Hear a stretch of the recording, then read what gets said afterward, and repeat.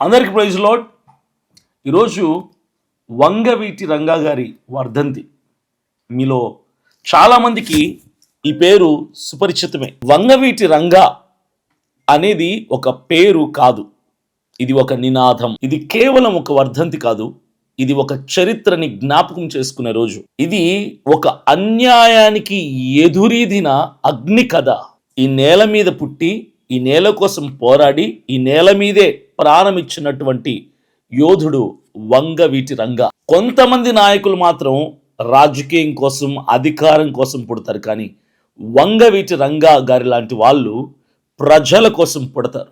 వంగవీటి రంగా అనగానే అందరికీ తెలుసు, ఆయన పేదల గుండె చప్పుడు, పేదల పాలిటి పెన్నిదిగా ఉన్నవాడు. వంగవీటి రంగా అంటే ఒక వ్యక్తి కాదు, ఒక పేరు కాదు, ఒక పార్టీ కాదు, ఒక కులం కాదు. ఆయన పేదల గుండె చప్పుడు, ఆయన పేదవాడి ధైర్యం. చెరువుల దగ్గర, పేదవారి వీధుల్లో, చిన్న చిన్న పూరి గుడిసెల్లో రంగా అంటే ఒక ఆశ. మనవాడున్నాడు, మావాడున్నాడు, మా కోసం ఒకడున్నాడు, మా వెనక ఒకడున్నాడు అన్నటువంటి ధైర్యం.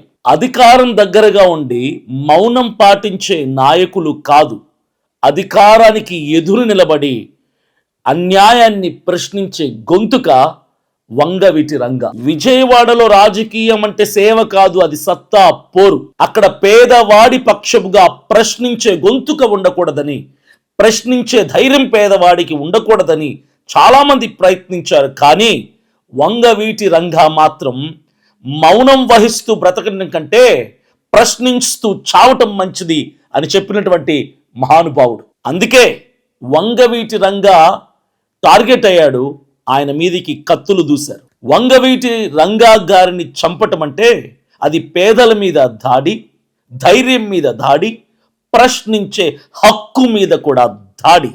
చంపింది ఒక వ్యక్తిని కాదు, ఒక శక్తిని. చంపిన వాళ్ళు అనుకున్నారు ఇక చంపేశాం అయిపోయిందని, కానీ వాళ్ళు చంపింది ఒక శరీరాన్ని మాత్రమే. కానీ ఆయన ఆలోచన ఇప్పటికీ బతికే ఉంది, పోరాడుతూనే ఉంది. ఒక రంగా పోయాడు, ఒక వంగవీటి రంగా పోయాడు. వేల మంది వంగవీటి రంగాలు పుట్టారు, పుడుతూనే ఉన్నారు. నేను ఇప్పుడు ఒక ప్రశ్న అడుగుతున్నా, వంగవీటి రంగా గారు చనిపోయినప్పుడు ఎంతమంది అధికారులు న్యాయం కోసం నిలబడ్డారు, ఎంతమంది ప్రశ్నించారు, ఎంతమంది పోరాడారు? వంగవీటి రంగా గారి ఆశయం, ఆయన కోరింది ఏంటి అంటే పేదవాడికి న్యాయం, అన్యాయానికి ఎదురు నిలిచి ప్రశ్నించే ధైర్యం, భయం లేని రాజకీయాలు. ఇవి వంగవీటి రంగా గారి ఆశయాలు. వర్ధంతి రాగానే వంగవీటి రంగా గారి ఫోటోలు పెట్టుకొని, లేదంటే ఆయన విగ్రహానికి దండేసేసి మరిచిపోతే అది ఆయన ఆశయాలకి న్యాయం చేసినట్టు కాదు. ఆయన ఆశయాల దిశగా ప్రయత్నిస్తూ ఆయన మార్గంలో నడవగలిగితేనే వంగవీటి రంగా గారిని గెలిపించిన వాళ్ళం అవుతాం.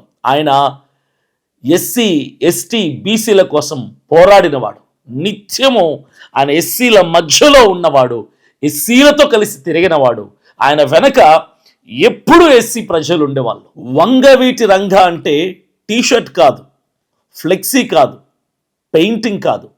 వంగవీటి రంగా అంటే ఒక ధైర్యం. వంగవీటి రంగా అంటే ఒక ప్రశ్న. వంగవీటి రంగా అంటే నిలబడటం. అన్యాయం ఎదురైనప్పుడు అవతలి వాడు ఎంతటి వాడైనా, ఏ అధికారంలో ఉన్నవాడైనా నోరు మూసుకోకండి, ధైర్యంగా నిలిచి అన్యాయాన్ని హక్కుతో ప్రశ్నించండి.